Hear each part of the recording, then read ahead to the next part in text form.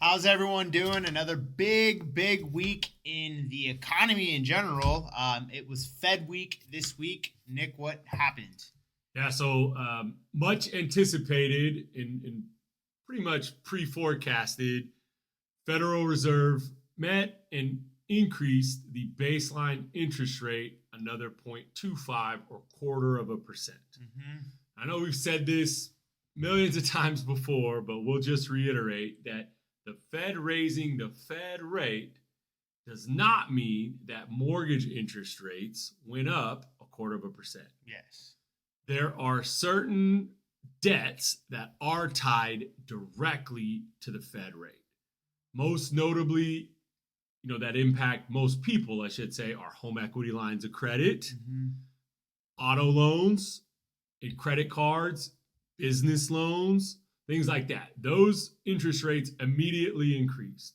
For mortgage rates, we have to remember that the Fed funds rate is a short term rate. Mm-hmm. Mortgage interest rates are a long term debt, right? That's a long term rate. In most cases, the majority of the loans that we're doing are 30 years fixed. So, again, this technically, the markets met this with pretty positive outlook so far because they're looking at it as a further decrease in inflation.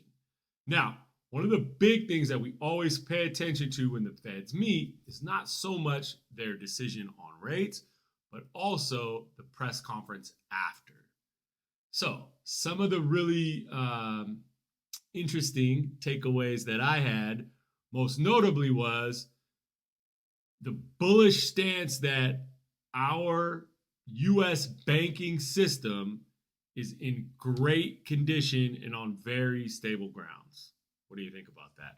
Yeah, so when you look specifically why the Fed funds rate increase affects small banks is because a lot of their business, a depository bank, is home equity lines of credit.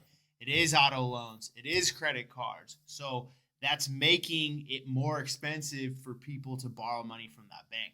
So as is this week, I believe it's the third bank, First Republic. The third top 20 bank. Yeah, they just got bought out by J.P. Morgan Chase, which was huge news. And another thing that we're both paying attention to is that when you look at the data, a large majority of commercial loans are made by small local banks, and there are multiple real estate investment trusts that currently have balloon payments or an adjustable rate that's going to be adjusting within the next 12, 18 months. So that's something huge to pay attention to because that could bury a lot more banks considering there's some potential default There's on the two horizon. additional regional lending institutions and banks that already are having some pretty severe financial issues right now. We're seeing stocks drop pretty dramatically, a lot of calls on cash. I would be very weary that this banking, crisis that we've seen is over completely, right? I think there's going to be a bit more damage done, which again is a little bit counterintuitive to the message being sent by the highest level of of our financial experts who are telling us the banking system's great when there's data all around that says the banking system's not that great, right? One of the other things that was discussed was the cracks that are starting to be seen in the labor market. So we talked about this many months ago that we were like, they're wanting you to believe that this is the best job market in over 40 years. And we said, hey, from our standpoint, it certainly doesn't feel that way. And now they're finally acknowledging that, hey, maybe we've analyzed this data a bit wrong, and maybe there's more information out there to be uncovered that shows that labor, unemployment aren't as strong as once thought. And how does that increase, or how does that impact inflation and interest rates and everything else? Well, a clear indicator of a recession is an increase in the unemployment rate.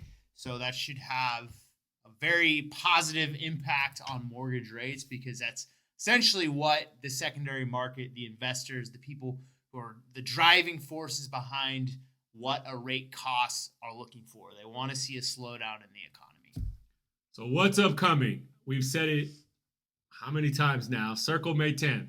Well, we won't have to say it anymore because next week will be May 10th, which again is the CPI report that comes for the month of April 2023, which will replace April 2022, which will have a huge impact on our year over year inflation numbers, which will drive our total number of inflation down. And we should see some positive repercussions of lower inflation when it comes to lower interest rates. So stay tuned. We'll provide the data as we get it and go out and go home shopping.